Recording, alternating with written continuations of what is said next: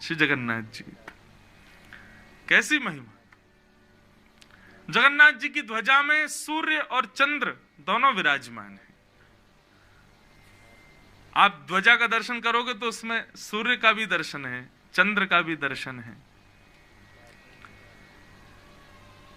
बोले चंद्रमा को क्यों धारण करते हैं? सूर्य प्रकाश का प्रतीक है, सूर्य को धारण करें।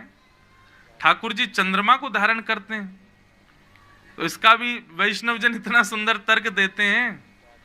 बोले भैया, जगन्नाथ जी से उनकी गृहिणी लक्ष्मी रूठी रहती है हमेशा, और गृहिणी है ही वो जो रूठी रहे।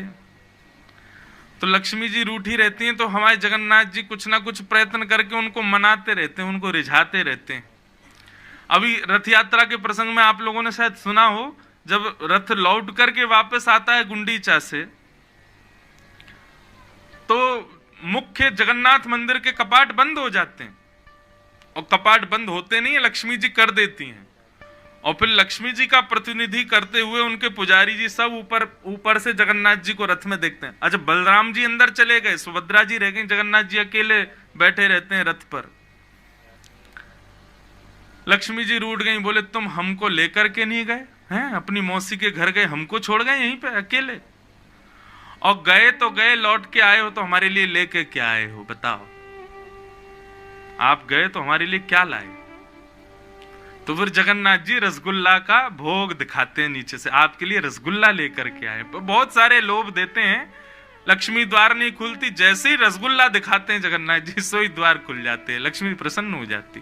तो लक्ष्मी जी को खुश करने के लिए जो जगन्नाथ जी कुछ ना कुछ करते रहते हैं।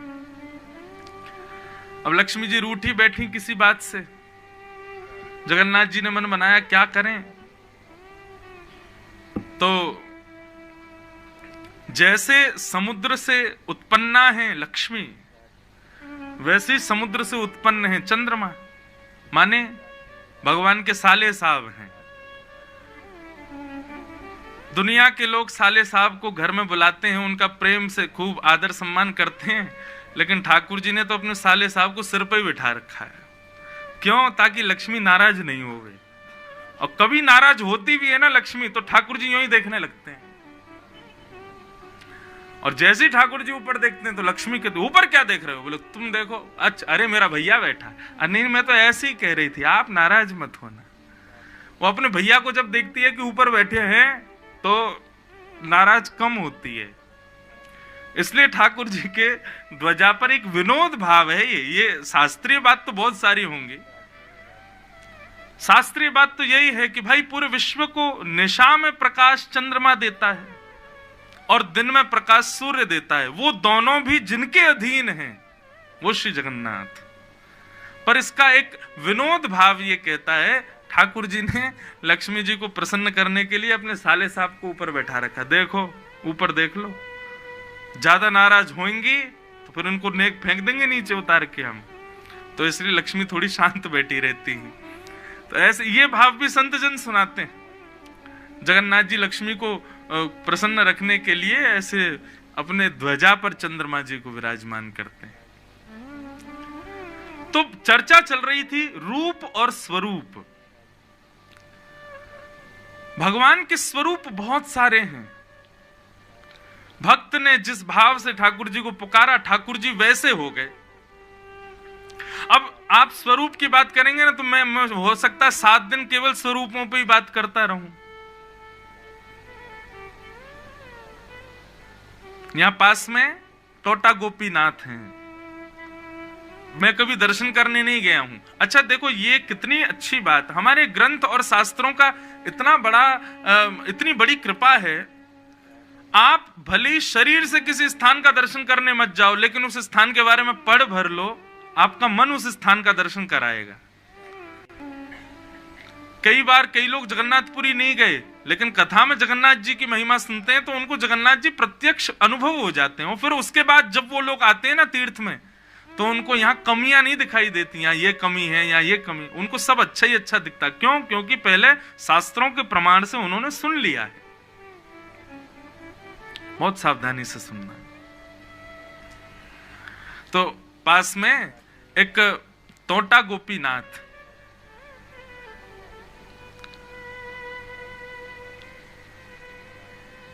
टोटा गोपीनाथ जी के प्रादुर्भाव की कथा तो बहुत लंबी है और बहुत सुंदर भी है। श्री चैतन्य महाप्रभु अपने एक शिष्य की कथा सुन रहे थे और शिष्य कथा में ध्रुव चरित्र सुना रहे थे। तो ध्रुव चरित्र सुनाते हुए ध्रुव जी के प्रसंग में आता है कि भगवान उनको अंतस्थ में दिख रहे थे, शंख चक्र गदा पद्मधारी चतुर्भुज नारायण हृदय में दिखाई दे रहे थे ध्रुव जी को। और दिखते दिखते जैसे ही वो प्रत्यक्ष सामने आए तो ध्रुव जी के हृदय से ठाकुर जी अंतर ध्यान हो गए।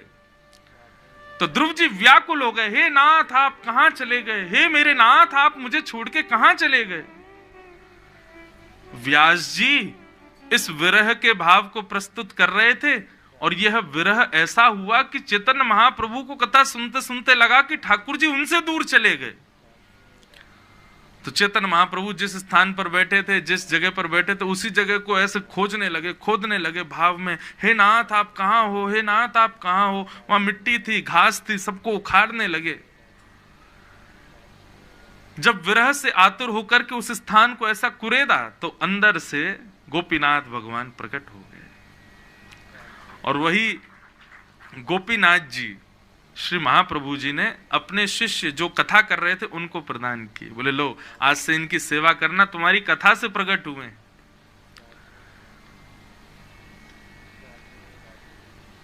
सेवा करने लगे। एक दिन समाचार मिला उस शिष्य को कि श्री महाप्रभु जगन्नाथ जी में विलीन हो गए, महाप्रभु जी श्री जगन्नाथ जी में ही समाहित हो गए। इतना टूट गया वो भक्त, मेरे गुरुदेव कहां चले गए, मेरे गुरुदेव कहां हैं। बहुत रोए। स्थिति ये हो गई कि इतना विरह हुआ कि विरह के कारण धीरे धीरे उनकी कमर झुक गई। रोते रहते थे, वृद्धावस्था भी थी, लेकिन सेवा करने जाते थे ठाकुर जी की। अब कमर झुक गई तो सेवा तो करते थे लेकिन हाथ पूरा ऊपर तक नहीं जाता था। ठाकुर जी के माथे की जगह नाक पे चंदन, गाल पे चंदन, होठ पे चंदन ऐसे लगता था। दर्शनार्थी आके बताते, बोले अरे पुजारी जी देखो आपने आज ठाकुर जी की नाक पे चंदन लगा दिया, ठाकुर जी के मुख पे चंदन लगा दिया। तो मन में विचार करने लगे अब मेरे से सेवा हो नहीं पाती ठाकुर जी की। तो एक पुजारी जी रख लिए और बोले हम तुमको महीने का वेतन देंगे, तुम ठाकुर जी की सेवा करो। ऐसा एक पुजारी जी से उन्होंने कहा। रात्रि में जैसे सोए तो भगवान उनके स्वप्न में प्रकट हो गए, रोने लगे और रोते हुए बोले हम किसी पुजारी से स्पर्श नहीं, हम आपके लिए प्रकट हुए थे, हमको आपकी सेवा चाहिए, हम इसीलिए आए थे और आप गलत कर रहे हो, आप हमको किसी पुजारी के हवाले कर रहे हो। बोले नाथ मैं तो आपके भले के लिए कर रहा हूं, मुझसे श्रृंगार नहीं हो पाता, कमर झुक गई है, बूढ़ा हो गया हूं, इसलिए एक पुजारी को रखा है ताकि आपकी सेवा करे। ठाकुर जी बोले चाहे नाक पे लगे, ठोड़ी पे लगे, हमको आपके हाथों से ही चंदन लगवाना है, हम नहीं पुजारी से सेवा करवाएंगे। बोले ठीक है भगवान जैसी आपकी इच्छा, अब क्या करें। मन में बड़े उदास, लेकिन रात्रि सोए, प्रातः काल उठ करके स्नान करके जैसे ही मंदिर में प्रवेश किया तो क्या देखा, उनका हाथ ऊपर नहीं जा पा रहा था तो त्रिभंग ललित ठाकुर जी नीचे बैठ गए और ऐसे आलती मार पाल के बैठे और ऐसे बंशी लेकर के हाथ में। बोले अब करो श्रृंगार, अब तुम नीचे ही बैठ गए, अब तो तुम्हारा हाथ आ जाएगा माथे तक। टोटा गोपीनाथ, ये ठाकुर जी का रूप नहीं है, ये स्वरूप है। स्वरूप हमारे भाव से ठाकुर जी कैसा भी धारण कर सकते हैं। पंढरपुर में एक पुंडलीक नाम के भक्त के लिए ठाकुर जी कमर पर हाथ रख के खड़े हैं। हमारे वृंदावन में बिहारी जी, राधा वल्लभ जी, राधा रमन जी, सब जगह त्रिभंग ललित ठाकुर जी खड़े हैं। श्री जगन्नाथ में भुजा आगे करके, मानो मेरा कोई वैष्णव भक्त आए तो उसके लिए मानो अपनी भुजाएं खोल करके खड़े हैं कि आओ मेरे हृदय से लग जाओ, इस भाव से खड़े। स्वरूप अनेक हैं, अनगिनत हैं ठाकुर जी के, लेकिन इन समस्त स्वरूपों के रूप केवल 3 हैं, सत्य, चित्त और आनंद। वह सत्य द्वारिकाधीश भी हैं, जगन्नाथ जी भी हैं, बद्रीनाथ जी भी हैं, श्रीनाथ जी भी हैं, वृंदावन बिहारी लाल भी हैं, वही चैतन्य जगन्नाथ द्वारिका सब हैं, वही आनंद सबके भीतर है। क्षमा कीजिएगा, आपको द्वारिका जाने में, द्वारिकाधीश के दर्शन में ज्यादा आनंद आ रहा है, जगन्नाथ जी में कम आ रहा है, तो आपकी दृष्टि में भेद है, आपकी भक्ति में भेद है। हमारी माता जी हमसे इतनी परेशान रहती हैं, क्यों? हम जहां जाते हैं वहीं के ठाकुर जी की एक प्रतिमा घर ले आते हैं और कहते हैं अब इनकी सेवा करेंगे। मैया कहती है घर कम तीर्थ ज्यादा लगता है। और एक समय तो ऐसा था कि हमारे मंदिर में सारे ठाकुर जी, जगन्नाथ जी बैठे हैं, द्वारिकाधीश भी बैठे हैं, श्री रंगनाथ भी बैठे हैं, और देखो हमारी भागवत जी के ऊपर साक्षात चतुर्भुज नारायण बैठे रहते हैं। अभी मैं तिरुपति गया तो वहां किसी ने तिरुपति बालाजी का एक दिया, तो ये भी विराजमान हो गए। तो मेरी तो सब में एक ही भाव रहता है। मुख पे राधा रमन जी रहते हैं, सेवा श्रीनाथ जी की होती है, बुद्धि में राधा वल्लभ जी घूमते हैं, जिह्वा पे सारे ठाकुर। सब जगह सम रहो। हमारी निष्ठा तो केवल जगन्नाथ जी में, बद्रीनाथ जाके हमारा मन नहीं लगता, तो भैया आपकी भक्ति में खोट है, आपकी भक्ति में सूक्ष्मता है, आपकी भक्ति में कोई दुर्बलता है, इसीलिए ऐसा कह रहे हो। जहां जाओ, जिस रूप का दर्शन करो, उसी रूप में ही आसक्त होकर के, निर्मुक्त होकर के और भाव विभोर होकर के झूमने लग जाओ, ऐसी स्थिति हो। है तो सब एक ही। बस वही बात है कि बच्चा रोज नए नए कपड़े पहने, पिता को सुख लगता है ना। एक ही कपड़ा रोज पहनेगा तो पिताजी भी तो कहेंगे अपनी पत्नी से कि भाई थोड़े कपड़े बदला करो, रोज रोज एक ही कपड़े पहनता है। ऐसे हमारे ठाकुर जी जो हैं, हमको सुख, भक्तों को सुख प्रदान करने के लिए हर तीर्थ, हर स्थान पर अलग अलग रूप में विराजमान है, अलग अलग भाव से बैठे हैं। तो स्वरूप बहुत सारे हैं, लेकिन प्रत्येक स्वरूप के रूप तीन ही हैं, सत्य, चैतन्य और आनंद। ठाकुर जी का पहला रूप है सत्य।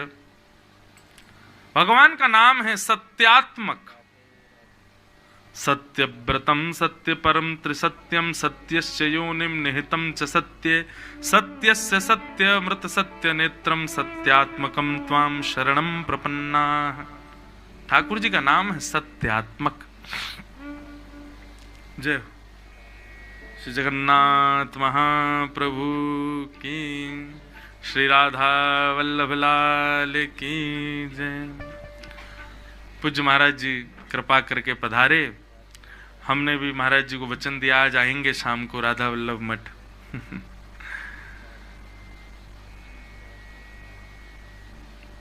महाप्रभु की जय। बहुत सावधानी से सुनो।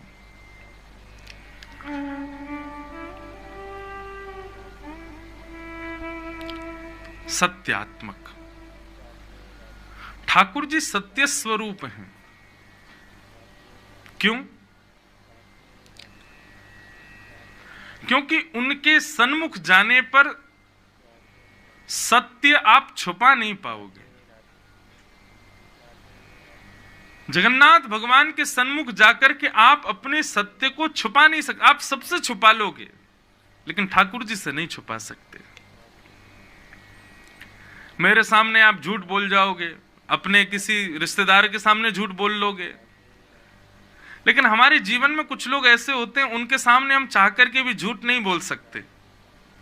और उन लोगों में गुरु प्रधान होते हैं, गुरु के सामने झूठ नहीं बोला जाता।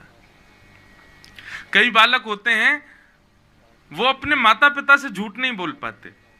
उनके साथ के मित्र वो कहते हैं कि भाई घर में ऐसा बोल दो ना, बोले भाई यार माता पिता के सामने झूठ नहीं बोल पाता मैं। कई लोग ऐसे होते हैं। लेकिन बंधुओं, ठाकुर जी का रूप तो ऐसा है, उनके सामने कोई असत्य बोल ही नहीं सकता, सब सत्य ही बोलेंगे। ठाकुर जी के सामने कोई अपने सत्य को छुपा नहीं सकता, सब सत्य प्रकट करते हैं, इसलिए वो सत्य स्वरूप में है, सत्यात्मक। ठाकुर जी का दूसरा स्वरूप है चैतन्य। भगवान को कभी जड़ मत मानो। ठाकुर जी मूर्ति हैं। अब यहां जगन्नाथपुरी में आप जाओगे, यहां दारू ब्रह्म काष्ठ के हैं, ठाकुर जी लकड़ी के हैं, लेकिन उनके प्रति दारू भाव रखना, काष्ठ भाव रखना, लकड़ी का भाव रखना, ये बहुत बड़ा अपराध है। नहीं, साक्षात भगवान है, साक्षात पुरुषोत्तम है।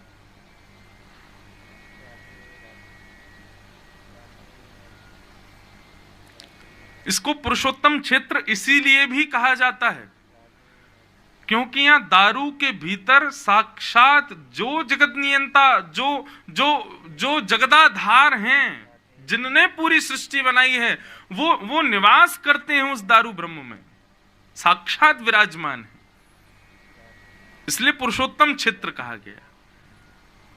तो उनको कभी काष्ठ का, अष्ट धातु का, लोहे का, सोने का, चांदी का ऐसा कभी नहीं मानना है। वो साक्षात भगवान है।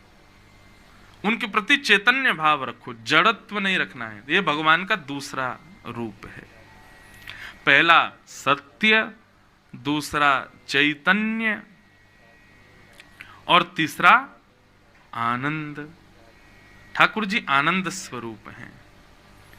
जो आनंद वृंदावन बिहारी को देखने में आता है, वही आनंद श्री जगन्नाथ जी को देखने में आता है।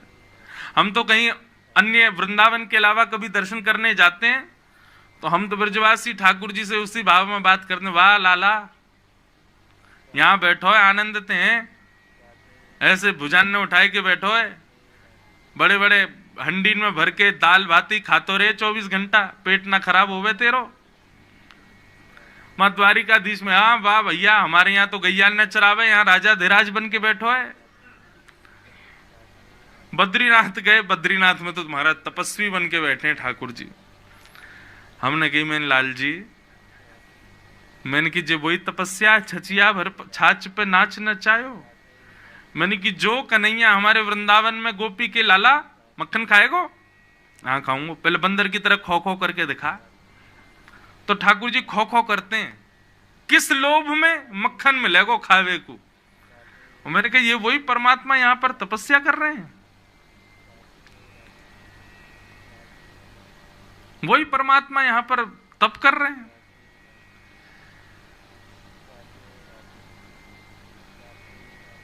सत, चित और आनंद। आनंद सब जगह। हमारी कथा में हमने बीच में कई बार कुछ ऐसे भाव कहे, अब वो सुनकर के कई श्रोता जन जाकर के मंदिर में उस जय जयकार का प्रयोग करने लग गए। क्या कि मैंने की भैया ठाकुर जी के सामने लोग जाकर कहते हैं कृष्ण कन्हैया लाल की जय, श्री गोवर्धन नाथ की जय, जगन्नाथ की जय, बद्रीनाथ की जय। मैंने कि ये सब जय जयकार तो रोज ही सुने, पक जाते होंगे बेचारे, आदि है गए सुन सुन के। मैंने कि अब की बार जाके कहीं बोलो वृषभानु के जमाई की।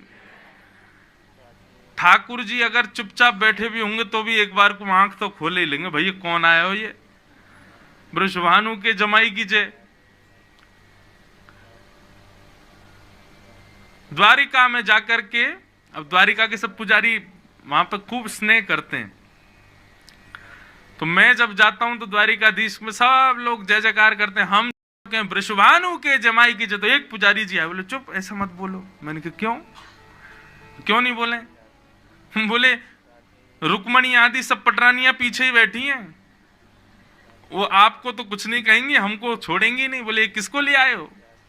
वृषभानु के जमाई। यहां तो कहो भीष्मक के जमाई की जय। मैंने कहा नहीं, हम तो वृषभानु के जमाई की जय बोलेंगे। तो ठाकुर जी आनंद स्वरूप हैं, चाहे कहीं विराजें, जगन्नाथपुरी में हो, द्वारिका में हो, बद्रीनाथ में हो, सब जगह आनंद प्रदान करते हैं।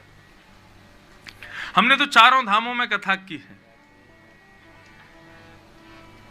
और चारों धामों में अपने साक्षात राधा रमण जी का ही अलग अलग श्रृंगारों में दर्शन किया है। ये भाव रहता ही नहीं है कि ये हमारे राधा रमण नहीं है, ये हमारे वृंदावन बिहारी नहीं है, ये कोई और है। ऐसी बात आती ही नहीं है मन में, और आपके भी नहीं आनी चाहिए। तभी वो आनंद आपको प्राप्त होगा। मीराबाई कहीं चली जाती, सब जगह उनको वही गिरधर नागर दिखते, वही गिरधर नागर का दर्शन उनको होता। श्रीमद वल्लभाचार्य जी महाराज कहां नहीं गए, पूरे विश्व में भ्रमण किया, हर जगह उनको ठाकुर जी का अनुभव होता था। समत्व जब दृष्टि में आता है, समत्व एक समान भाव जब आ जाता है, तो जित देखूं उदित श्याममयी है। मैं देखूं जिस ओर सखीरी, सामने मेरे सांवरिया, मैं तो नाचूंगी सांवरिया, मैं तो नाचूंगी सांवरिया। मैं देखूं, मीराबाई कह रही हैं, मैं देखूं जित और सखीरी, सामने मेरे सांवरिया। किसी श्याम वस्तु को भी मीराबाई देख लेती थी ना, तो श्याम वर्ण की वस्तु को देख के मीराबाई उससे बात करती हो, कहती तुम कितने भाग्यशाली हो, जड़ वस्तु से। अब ये स्पीकर है, माइक है, अब ये सब श्याम है, सब कारे कारे हैं। मीराबाई की दृष्टि कैसी, जहां भी श्याम वर्ण देखती तो उससे जड़ वस्तु से भी बात करती, तुम कितने भाग्यशाली हो। क्यों? तुम्हारा वर्ण जो है वो हमारे श्याम सुंदर जैसा है, हमारे कन्हैया जैसा है। मैं कितनी अभागिनी हूं, मुझे किसी रूप में स्वीकार नहीं किया, लेकिन तुम कितने भाग्यशाली, अपने वर्ण के रूप में तुमको स्वीकार कर लिया। तुलसी से चर्चा करती, तुम कितनी भाग्यशाली, तुम तुम्हारे बिना ना जल पी में, ना भोजन करें, कहीं कुछ नहीं करते, तुम कितनी भाग्यशाली हो। मैं कितनी अभागिनी हूं, मुझे वृक्ष भी नहीं बनाया ठाकुर जी ने। पुष्पों को देखती तो मीराबाई उनकी प्रशंसा करती, तुम कितने भाग्यशाली, उनके चरणों में तो जाते हो। मैं कितनी अभागिनी, मुझे उस रूप में भी स्वीकार नहीं किया।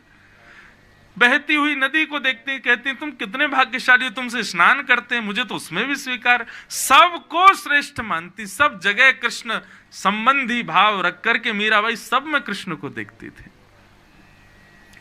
इसलिए जहां जाती, जिस रूप में, जिस भाव में जाती, आनंद में ही रहती मीराबाई।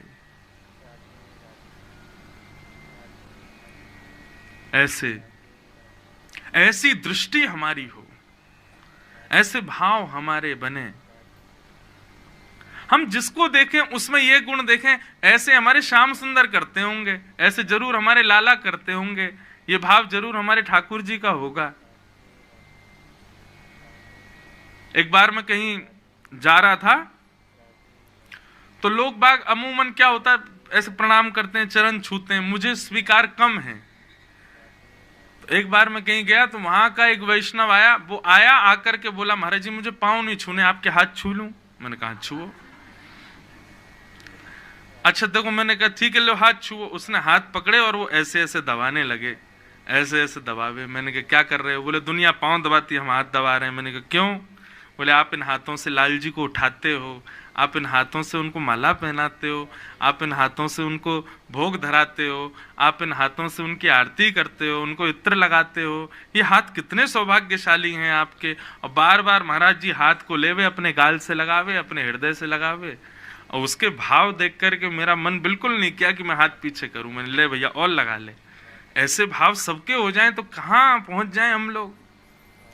सबके कहां बन पाते हैं ये भाव। ठाकुर जी आनंद स्वरूप हैं, लेकिन उस प्रकार का भाव तो हम लाएं कि हम जहां जाएं, जिस रूप में, जिस भाव में, जिस देश में, जिस वेश में, परवेश में